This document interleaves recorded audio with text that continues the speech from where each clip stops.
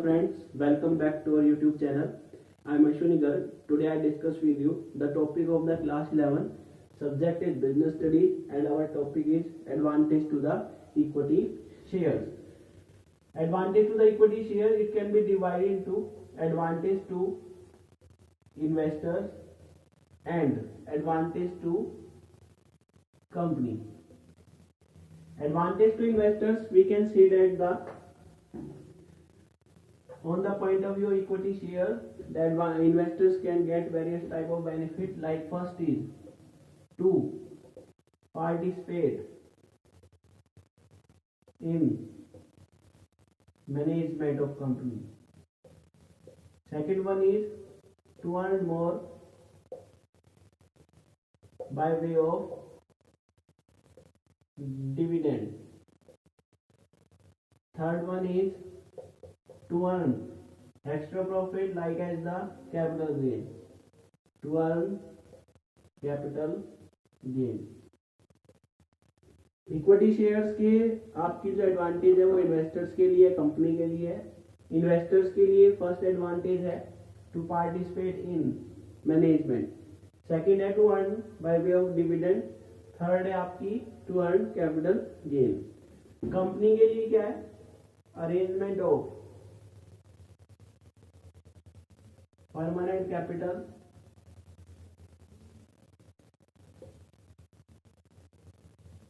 No fix burden,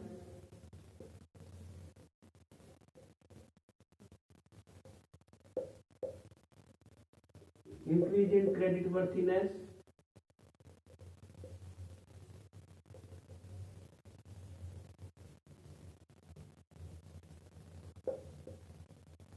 next one is that no tax burden. No tax burden, we can remove that. We can say that the advantage to the company is that to the company arrangement of permanent capital, no fixed burden, increase in credit worthiness. Today I discuss with you the advantage of the equity shares toward the investors.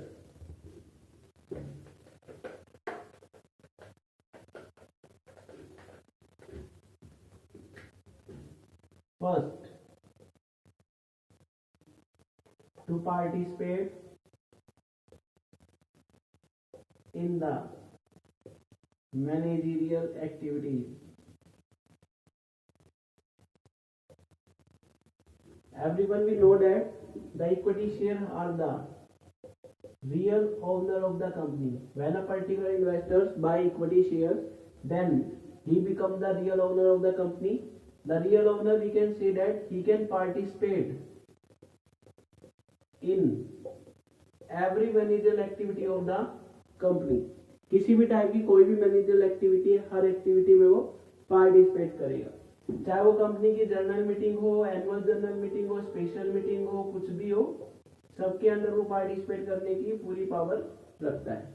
एक type से business organisation को, company को manage करने के लिए आपके equity share holders जो है वो डायरेक्टर्स को अपॉइंट करते हैं. क्योंकि इक्विटी शेयर होल्डर हर टाइम कंपनी के अंदर अवेलेबल नहीं हो सकते, इसलिए वो कंपनी को कंट्रोल करने के लिए, कंपनी को मैनेज करने के लिए किनको अपॉइंट करते हैं? डायरेक्टर्स को. तो इसलिए आपके जो इक्विटी शेयर होल्डर्स हैं इन्हें पार्टिसिपेट करने का पूरा राइट है. कंपनी के अंदर कोई भी वोटिंग होती है, उस वोटिंग करने का भी इन्हें पूरा राइट है. किसी भी टाइप का कोई भी डिसीजन लेना है, उस डिसीजन को लेने के लिए आपके इक्विटी शेयर होल्डर्स की कंप्लीट पावर होती है. इसलिए फर्स्ट एडवांटेज इन्वेस्टर्स के लिए to participate in managerial activity. Now the second one is to earn more by way of dividend. Equity shares के लिए सेकंड एडवांटेज ये भी है इन्वेस्टर्स के लिए to earn more by way of dividend.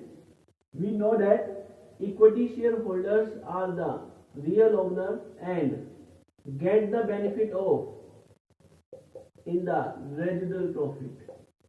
Means the amount which is remained after the payment made to the interest on debenture as well as the payment made to the dividend on preference share.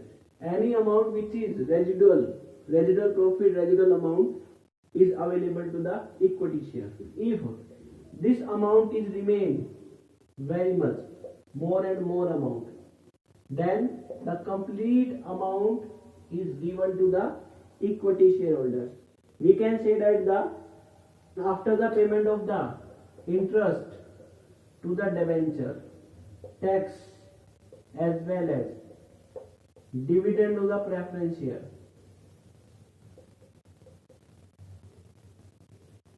any amount which is remain,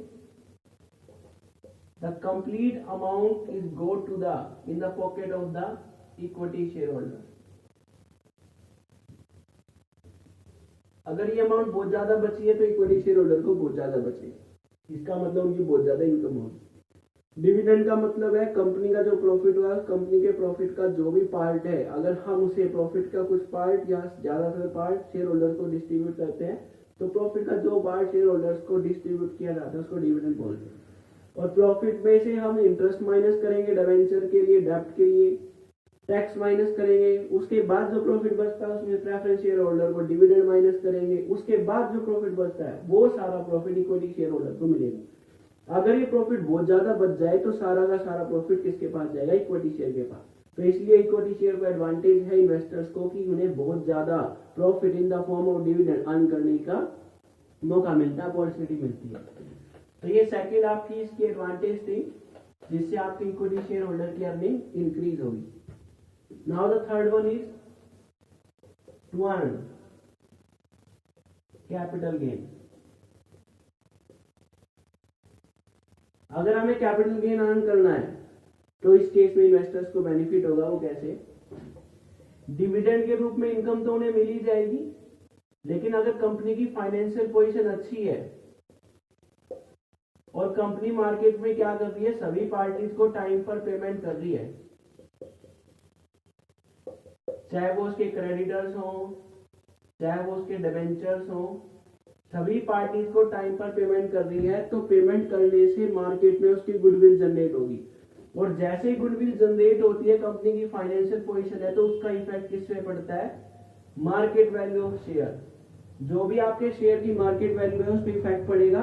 अगर market value of share, अगर company की financial position अच्छी है, information अच्छी जा रही है, goodwill अच्छी है, तो मार्केट वैल्यू ऑफ शेयर क्या हो जाएंगे? बढ़ जाएंगे। तो उस केस में उन्होंने डिविडेंड तो अर्न कर ही लिया था। डिविडेंड अर्न करने के बाद जैसे ही market value of share, market price जो है वो आपकी इंक्रीज होगी, तो उस केस में आपका जो इन्वेस्टर है वो अपने शेयर्स को सेल करके कैपिटल गेन कमा सकता है। कहने का मतलब जैसे ही market value of share increase होंगे, इक्विटी शेयर होल्डर अपने शेयर्स बेचकर प्रॉफिट कमा सकते हैं। तो इसलिए आपके इन्वेस्टर्स के लिए बेनिफिट है कि वो अपने शेयर्स को मार्केट में सेल करके उसका बेनिफिट उठा सकते हैं। मार्केट में जैसे ही शेयर्स की मार्केट वैल्यू इंक्रीज होगी, वो मार्केट वैल्यू इंक्रीज होते उसको बेच देंगे और कैपिटल गेन अर्न कर लेंगे। तो आज हमने आपके साथ डिस्कस किया है about the advantage of the investors of the equity shares to participate in the managerial activities, to earn more by way of dividend, to earn capital profit. I hope it's clear to you. Thanks. Have a nice